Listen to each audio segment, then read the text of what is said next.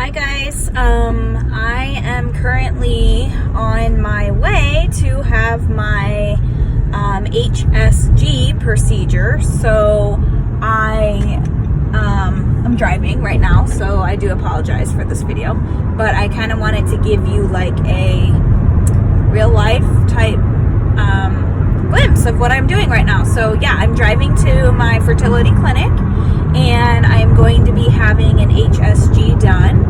And I just took my Advil, my ibuprofen, and I took 400 milligrams. So that's what they recommend that you take before this procedure. So I did take that. And then this morning with breakfast, I took my doxycycline, which is an antibiotic. And then they had also asked me to take an antibiotic last night with dinner. So I took doxycycline 100 milligrams last night with dinner, and then 100 milligrams for breakfast today.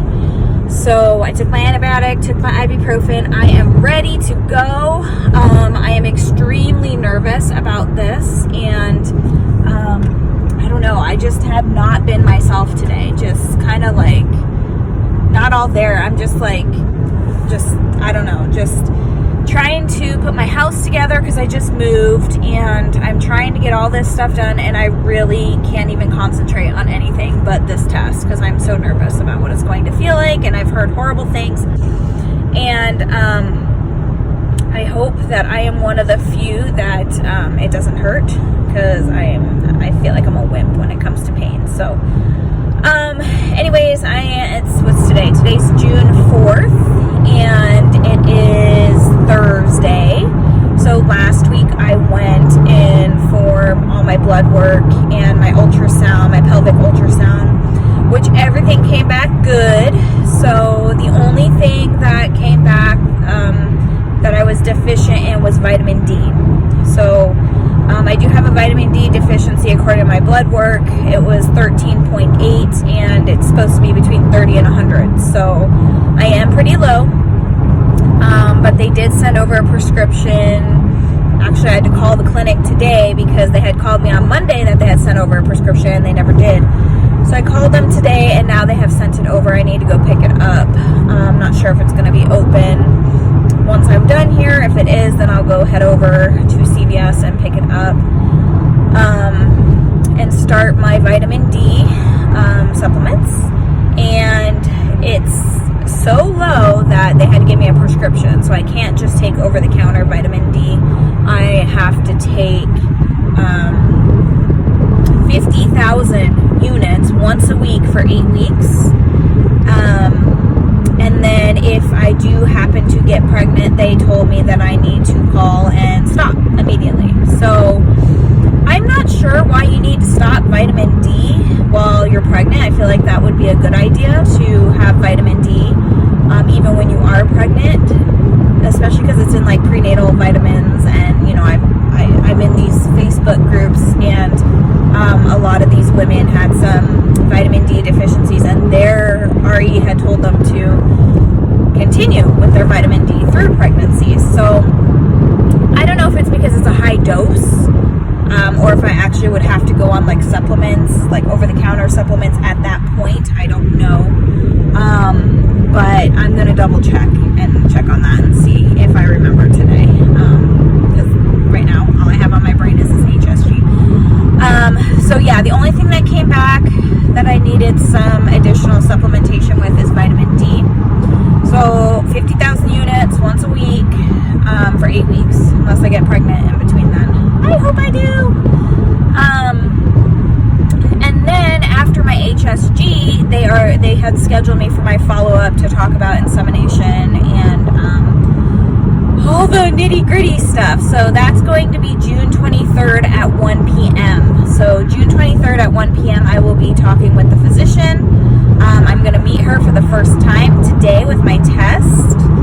I've only been working with her nurse practitioner and some medical assistants, so this will be the first time I meet her. And I hear she's really good at these tests, so I hope so, because I'm pretty nervous.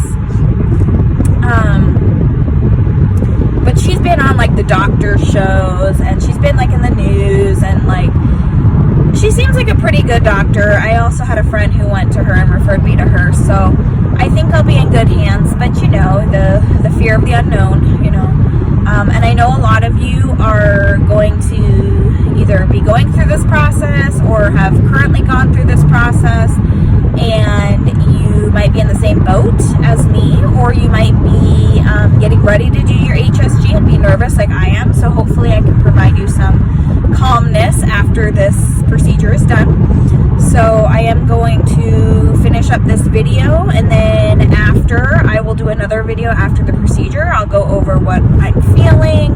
I'll go over how it went.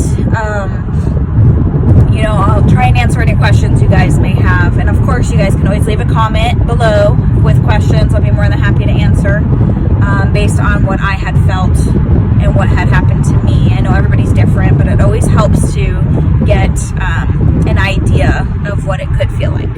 So I'll be doing that after. And I think I found my sperm donor. So I am CMV negative, so it's really imperative that I find a sperm donor that is CMV negative as well. And that kind of limits the choices a little bit.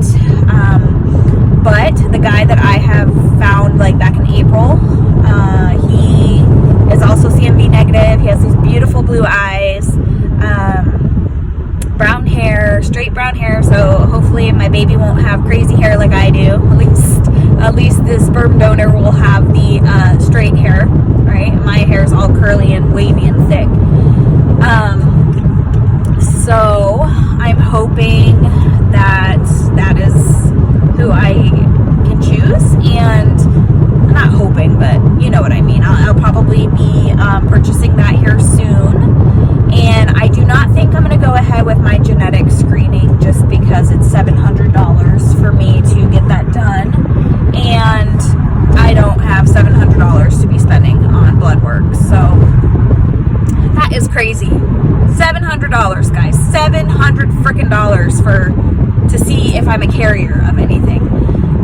The sperm donor that I have chosen, or think I'm going to be choosing, he's pretty clean when it comes to genetics. So I'm hoping that nothing happens. But I mean, if you really think about it, if we were to do this the natural way, you know, you get married, you have a husband, and you make a baby, you have no idea what his genetics hold, what he's a carrier for, anything like that. So the way I'm looking at it is that,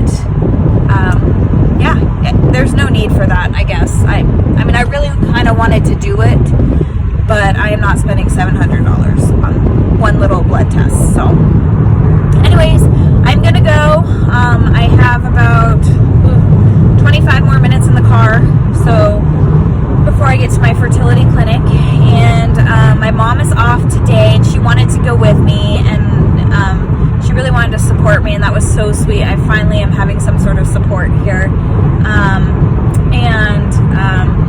but she can't because this COVID thing. They don't want anyone else in the office.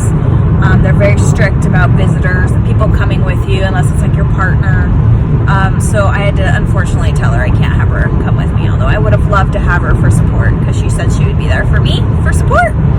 I am so excited, guys. I can't believe that I'm going for an HSG. Oh my God. It's getting so real. I say that in all my videos, but it is getting so real, and I'm so excited, and it's just, oh my God, I'm so excited. I don't even know what to say. I have no idea what to say.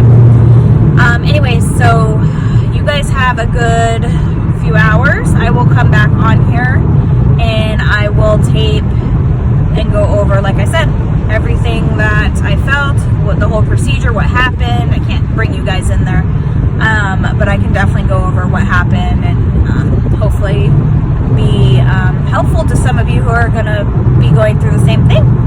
All right, see you soon. Bye.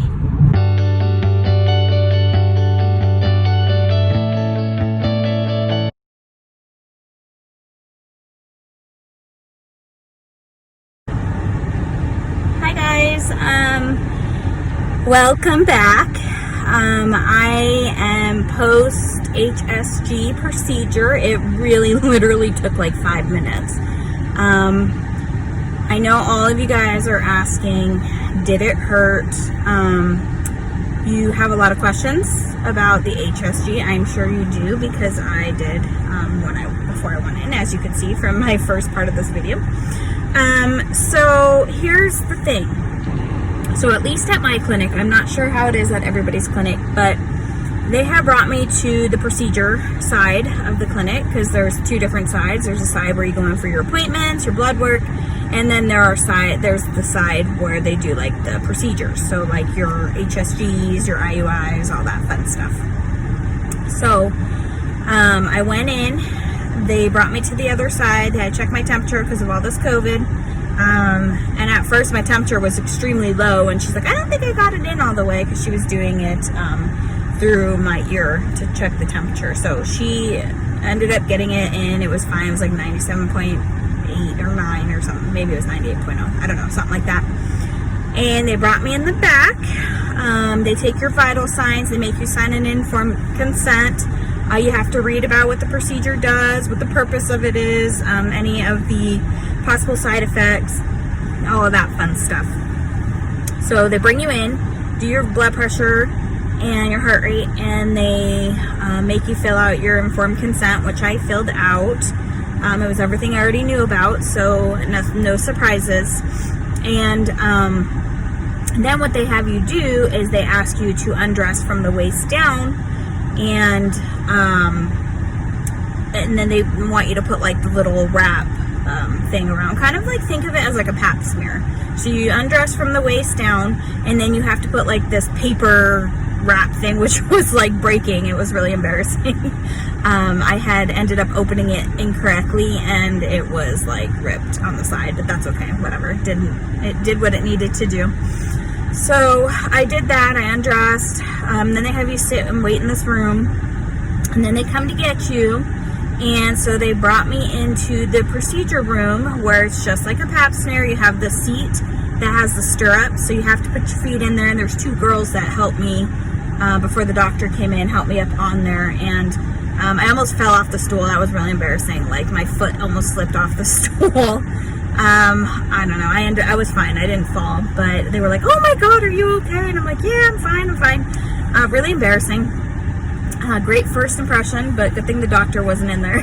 So, okay, so they get you up in the stirrups, and they make you sit with your butt literally to the edge of the chair, and it is so uncomfortable. I feel like my butt was in these girls' faces, and yeah, it was really awkward. It was an awkward position. They're sitting there talking to you, and I'm just like, sorry guys, I'm sorry that we had to meet this way, type of thing. Anyways, so they sit you in these stirrups. Your butt is all the way at the edge. It's like a donut, almost like a donut seat, where your butt kind of hangs through. So that way your legs, so where they need to go into your cervix is open. Clear view for the doctor. So doctor comes in. You have to sit in there and wait for the doctor. The whole time I'm just laying there like freaking out. Like, I am so nervous. I feel like I'm gonna cry. Like, I am just so nervous, and I don't know why. I did the same thing before I was thinking about getting a tattoo, and I watched all these YouTube videos and all these people freaking out about how much it hurt, and then so you work yourself up. Be careful with YouTube, okay? Be careful with YouTube and Facebook. Know your pain tolerance. Make sure you take ibuprofen, 400 milligrams. That's what my doctor prescribed, but do what your doctor prescribes, okay? And take some sort of pain reliever at least an hour before you have your procedure, because I think that really helped me. And so the doctor comes in. She's like very nice. This doctor is my first time ever meeting her. She was so sweet, and she was like, I'm sorry we have to meet this way, with the COVID and the masks and everything on. And I could barely hear her. She talks really low, but she was so sweet. And she's like trying to rub my shoulder, and she's like, are you nervous? And I told her, yeah, I'm really nervous, because I had told the girls in the front when I signed my consent, they were like, are there any questions? And I said, no, I just hope it doesn't hurt. That's what I told them. And they're like, oh, she's really good. And that's what the girls told me when I got my blood work done last week. So I went in, I'm like, okay, I'm still nervous though. So yeah, I told her I was nervous, and she's like, oh, there's nothing to be nervous about. It's going to be so quick. And, you know, I'll make sure and do it quick. And you just let me know if it gets too much. And she's like rubbing my shoulder and, you know, being empathetic as much as she can, you know, with her and her gown and gloves and everything.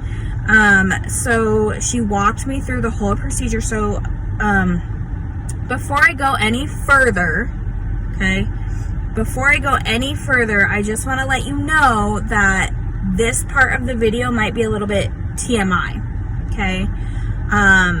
If you don't like to hear this kind of thing, like this kind of stuff, and you don't want to hear too much information, TMI, then you're probably going to want to fast forward the video, okay?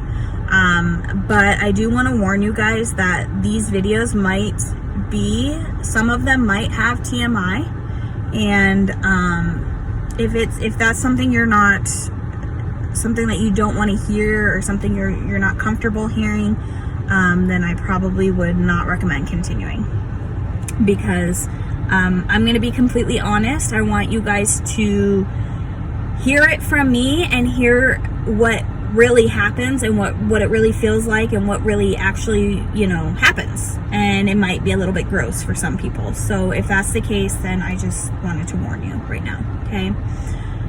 Anyways, so she's got you up in the stirrups and she puts the speculum in. Okay, guys, that is the worst part of this. I'm going to tell you right now. The speculum, and it's just like a pap smear, guys. But it hurt worse. I felt like the speculum hurt bad. I don't know where she started out, it was okay, and then she like moved it down, and then it's like you hear these clicking noises, and I'm like, what in the world? It almost sounds like she's like cutting something, and I don't know. That's what it sounded like. It sounded like she was cutting something. And then she finally got it in the middle somewhere. Actually, no, it wasn't in the middle. It was like a little bit down lower. And then she clicked it one last time and it was put in place. So it didn't hurt anymore.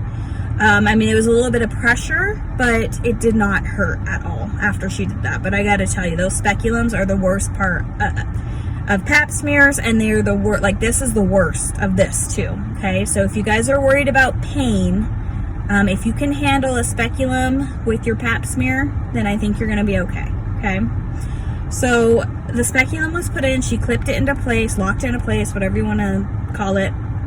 And the whole time she's telling me, you know, what she's doing, what she sees, what I might feel a little bit of pressure, and her voice is so calming and relaxing. And she had the screen up for me to see, so I could see when she injected the dye, my uterus. And then she's like, your fallopian tubes are right next to your uterus, which is great. Your uterus is right in the middle.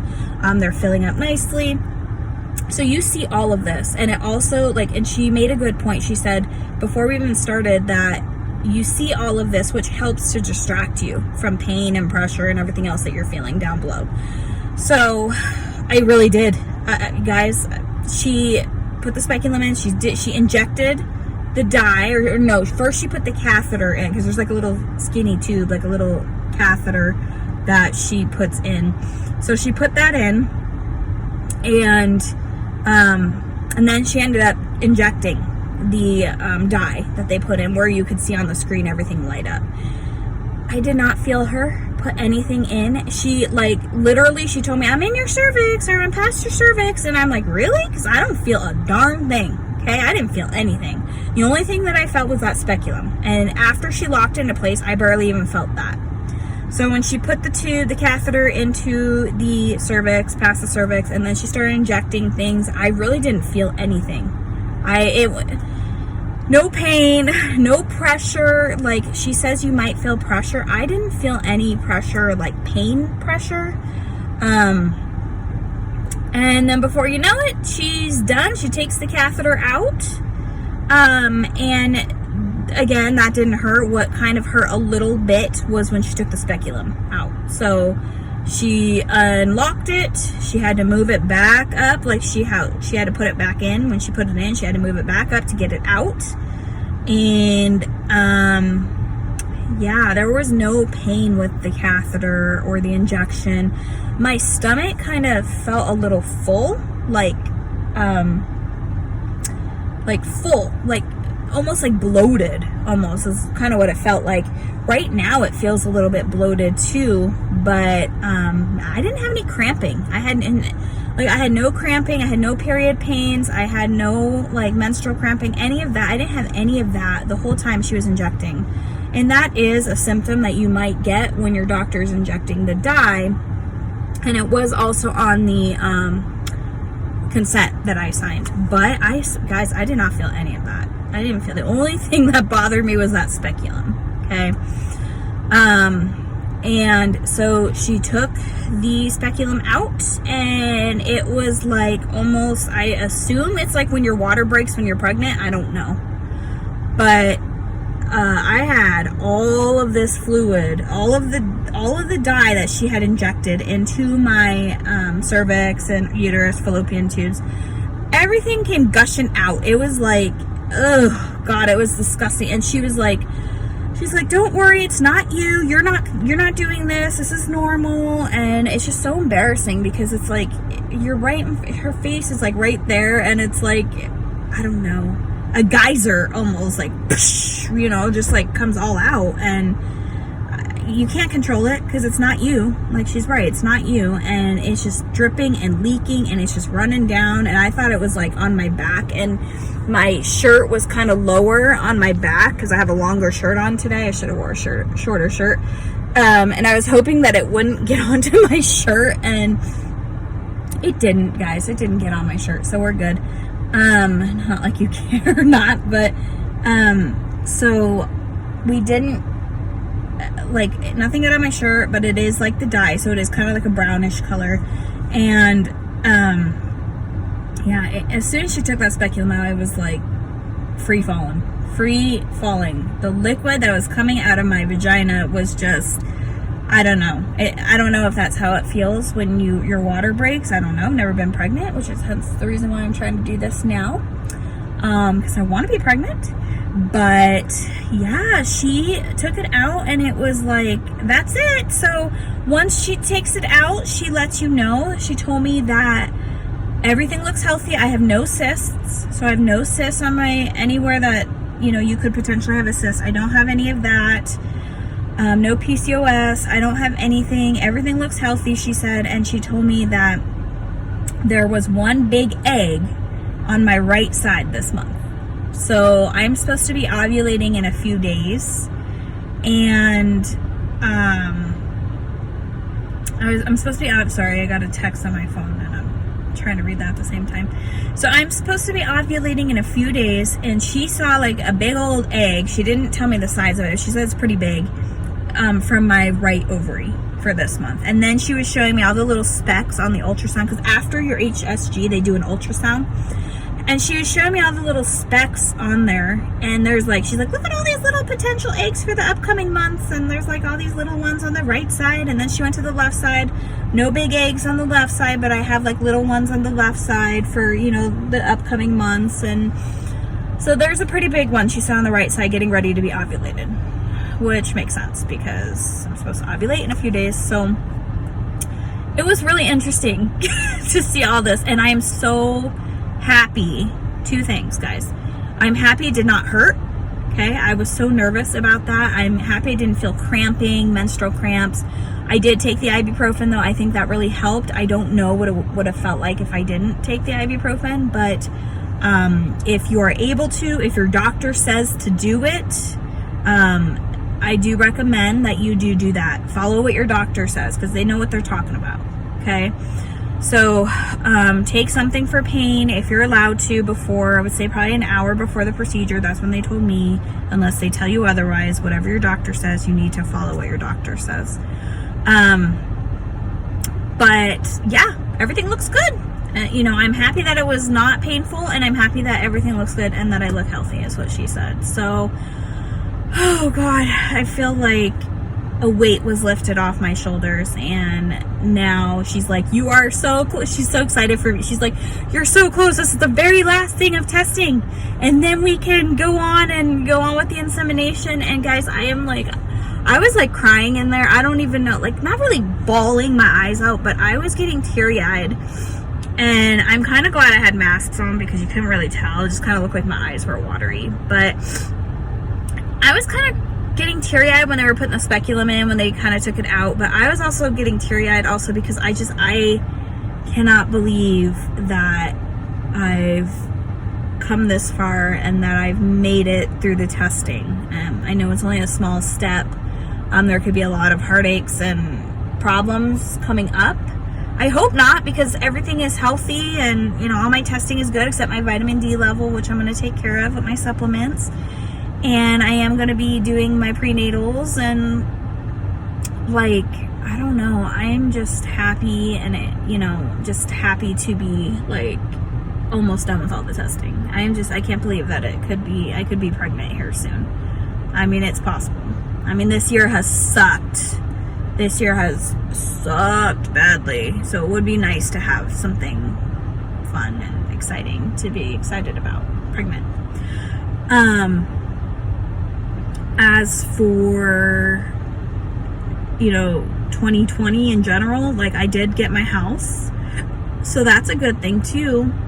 But this would be really good. This would be really good. This would just put the icing on the cake. Just such a crappy year.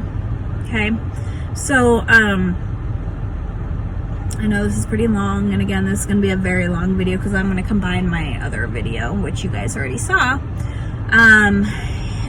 But yeah, I am so excited that it's done. It's not as painful as people say it is, guys. Don't freak out like I did. It's okay if you do. It's part of the emotion, the journey. Okay. It's all part of the journey.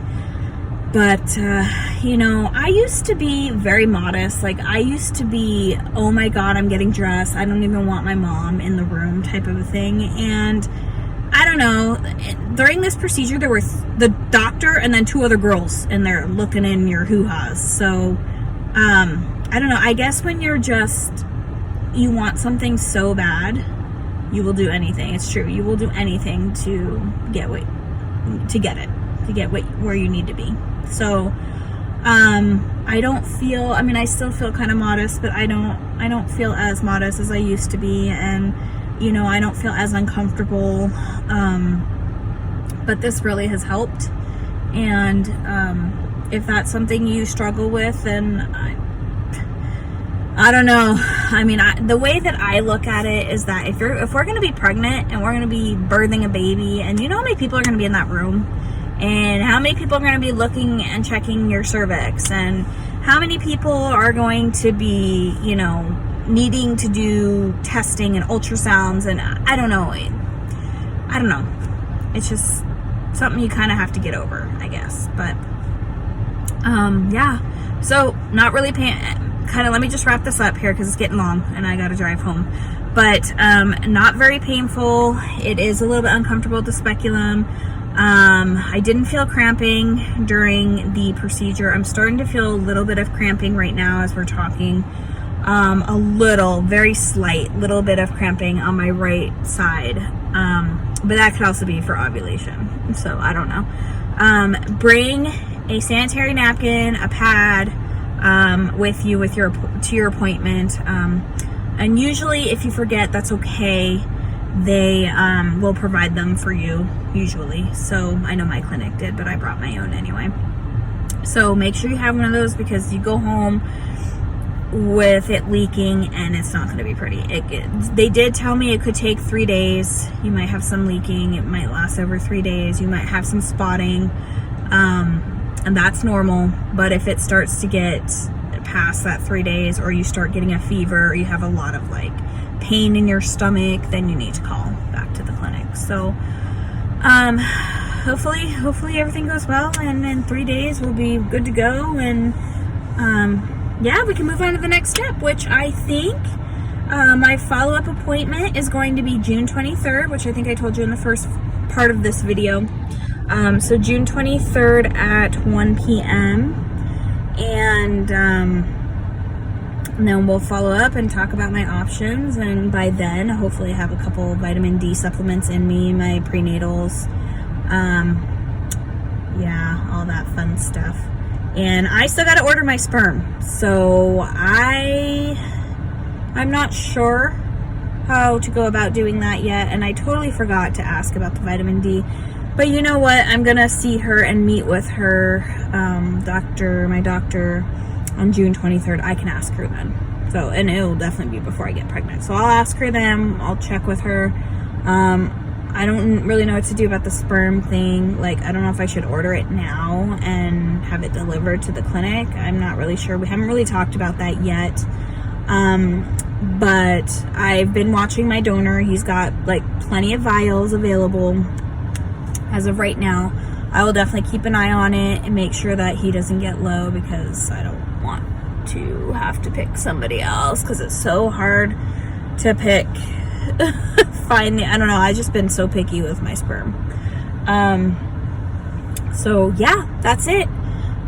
So I don't know if I will check in between now and the 23rd, but I am pretty behind on posting my videos. So I do have a couple videos I want to post. I want to post my video from the ultrasound, and then I'm going to post this video. And yeah, so I do ask that if you enjoy these type of videos, if you're going through the same thing as I am, if you're interested, if you just want a friend, a support person, please subscribe to my channel, like below, ask any questions you have, and maybe we can connect and be supportive for each other, because we could always use support, people. Okay, especially in the single mom by choice journey, or if you are a same couple marriage, or same couple having a baby, whatever. I'm free and willing to be friends with all of you. I would love to get to know you and your stories, even if you have a channel. Maybe watch some of your videos, see what you're going through, and just kind of be your support person. And I would love that in return as well. So I think I'm going to cut it off here. You guys have a great rest of your day or evening. It is now 4:36 here in Arizona. It is hot as could be. It's 113 degrees today. And yeah, so I will see you guys in a few weeks when I post another video. Thank you for watching. And again, leave me a comment below if you have any questions. Okay, bye. Have a good one.